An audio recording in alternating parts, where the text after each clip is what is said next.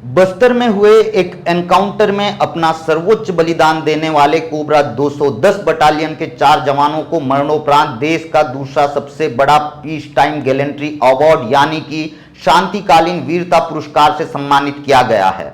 5 जुलाई 2024 को राष्ट्रपति भवन में आयोजित रक्षा अलंकरण समारोह के पहले चरण में पुलिस नक्सली एनकाउंटर में विशिष्ट वीरता, अदम्य साहस और कर्तव्य के प्रति असाधारण प्रदर्शन करते हुए वीर गति को प्राप्त कर चुके 4 जवानों के परिजनों को राष्ट्रपति द्रौपदी मुर्मू द्वारा अशोक चक्र के बाद देश का दूसरा सबसे बड़ा शांतिकालीन वीरता पुरस्कार यानी कि कीर्ति चक्र से अलंकृत कर सम्मानित किया है।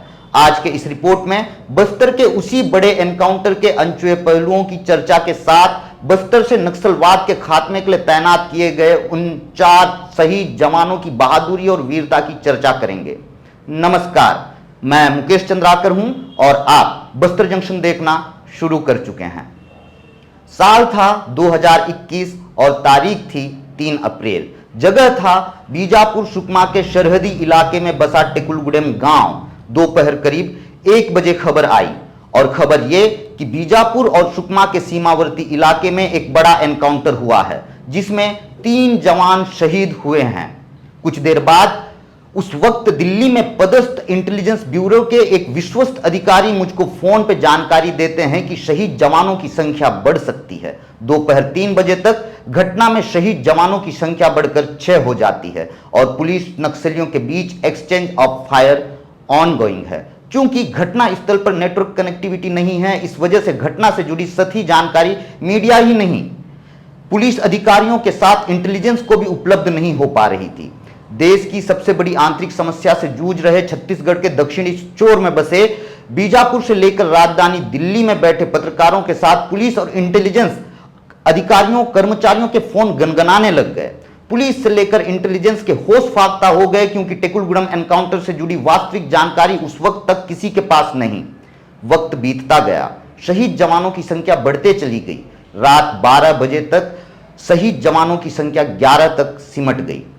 इस ऑपरेशन में गए जवानों, उनके परिजनों के साथ ही पुलिस अधिकारियों, नक्सल गतिविधियों पर नजर रखने वाले स्टेट और सेंट्रल के इंटेलिजेंस अफसर कर्मी के साथ ही जमीनी पत्रकारिता कर रहे चुनिंदा पत्रकारों के फोन की घंटियां बजती रहीं कि एनकाउंटर कैसे हुआ, कहां हुआ, कितने जवान शहीद हुए, शहीद जवान फोर्स के किस कंपोनेंट से हैं, वीर गति को प्राप्त कर चुके जवानों के क्या नाम हैं, शहीद जवान किस रैंक में थे। ऐसे कई सवालों ने जिम्मेदारों की नींद उड़ा रखी थी। 4 अप्रैल की अल सुबह 4 बजे मेरे साथ ही करीब 7 पत्रकारों का दल ग्राउंड रिपोर्टिंग के लिए बीजापुर से टेकुलगुडम गांव के लिए रवाना हुआ। इस दल में मेरे साथ इंडियन एक्सप्रेस की तत्कालीन संवाददाता गार्गी वर्मा, बस्तर टॉकीज के संस्थापक रानू तिवारी, एएनआई के छत्तीसगढ़ ब्यूरो तन्मय साकले, पत्रकार और मेरे बड़े भाई युकेश चंद्राकर, रंजन दास, चेतन कापेवार, गणेश मिश्रा, संजय ठाकुर बाइक में सवार होकर घटना स्थल के लिए रवाना हुए। पुलिस से पहले करीब 7 बजे घटना स्थल पहुंच इस विभत्स घटना को देख हम सभी के सभी स्तब्ध रह गए। एनकाउंटर स्थल पर खुले आसमान के नीचे पड़े शवों को देख हम सभी सहम गए। हमारी नजर सबसे पहले महुए के पेड़ के नीचे पड़े 2 शवों पर पड़ी। खून से लथपथ गोलियों से बूंद दी गई इन 2 शवों को देख हम संभल पाते कि हमारी नजर करीब 20 मीटर की दूरी पर पड़े एक दूसरे महुए के पेड़ के नीचे पड़े तीसरे शव पर पड़ी। उसके बाद खेत के मेड़ से लेकर खेत के बीच 500 और दिखे। जिधर नजर जा रही उधर लाश पड़े हैं। करीब आधे किलोमीटर के दायरे में 22 लाशें 20 घंटे से खुले आसमान के नीचे लावारिस की तरफ पड़ी हुई थी। लाशों का ढेर देख इस घटना की भयावहता को आसानी से समझा जा सकता था। विचलित मन से घटना की वास्तविकता आप तक पहुंचाने के लिए रिपोर्टिंग करते हुए 2 घंटे बीत चुके थे कि शव लेने के लिए ऑपरेशन पर आए जवान पहुंच गए। हमने जवानों को शहीद जवानों के पार्थिव शरीर किस जगह और किस हाल में पड़े हुए हैं इसकी जानकारी भी दी। इस पूरे इलाके में उस वक्त नक्सलियों की हुकूमत चला करती थी और इसी इलाके में मोस्ट वांटेड नक्सल लीडर माडवी हिड़मा सक्रिय है। अब इस गांव में सुरक्षा बल के जवानों ने अपना अस्थायी कैंप खोल दिया है, जिस कारण अब इस इलाके में माओवादियों की आमदरफ्त और गतिविधियों में गिरावट आई है।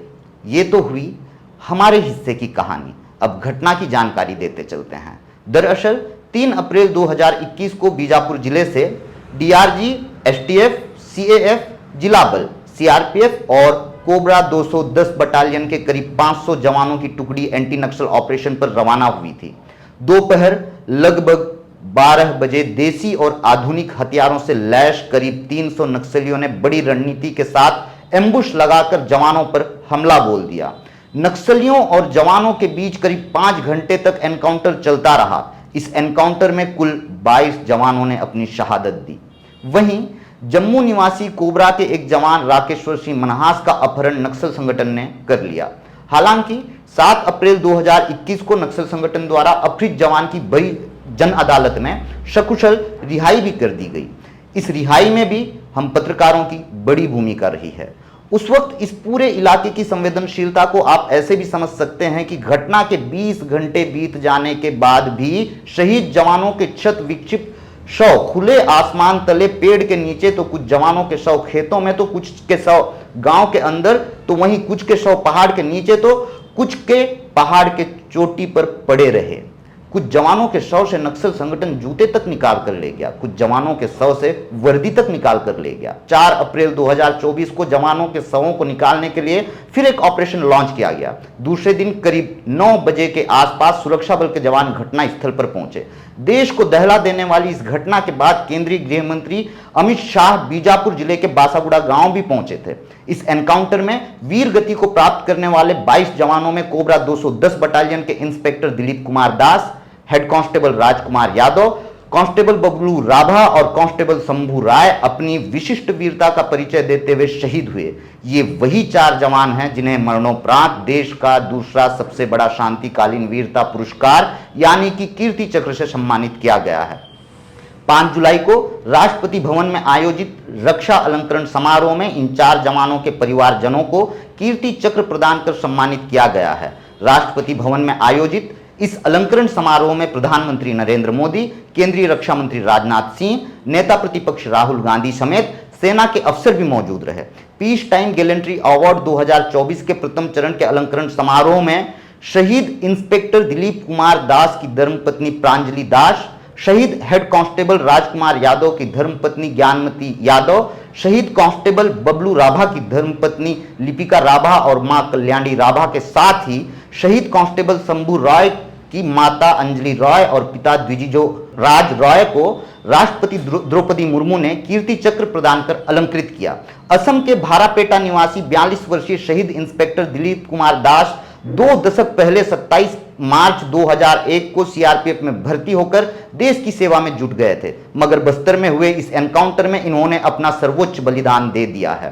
कीर्ति चक्र से सम्मानित होने वाले अयोध्या निवासी 44 वर्षीय head constable Rajkumar Yadav CRPF में भर्ती होकर देश सेवा में 25 साल गुजारने के बाद टेकुलगुड़म मुठभेड़ में अदम्य साहस का परिचय देते हुए शहीद हो गए।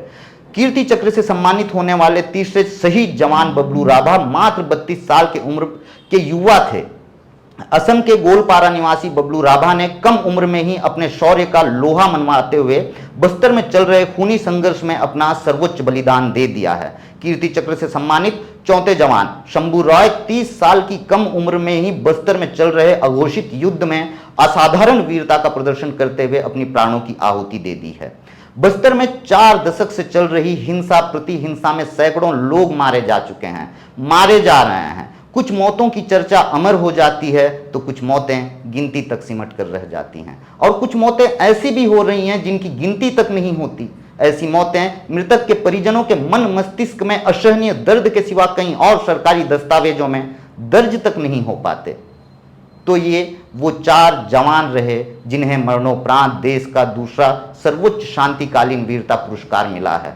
मुझको लगा कि बस्तर में चल रहे हिंसा प्रति हिंसा में हजारों जिंदगियां तबाह हो चुकी हैं, मगर ये 4 जिंदगियां जो बस्तर में शांति बहाली के लिए अपना सर्वोच्च बलिदान देकर अमर हो चुकी हैं, उनकी कहानी भी आपको बता दूं।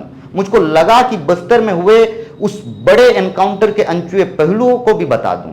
बस्तर जंक्शन के माध्यम से मैं बस्तर के जमीनी हालात आप तक पहुंचाने की कोशिश करता हूं।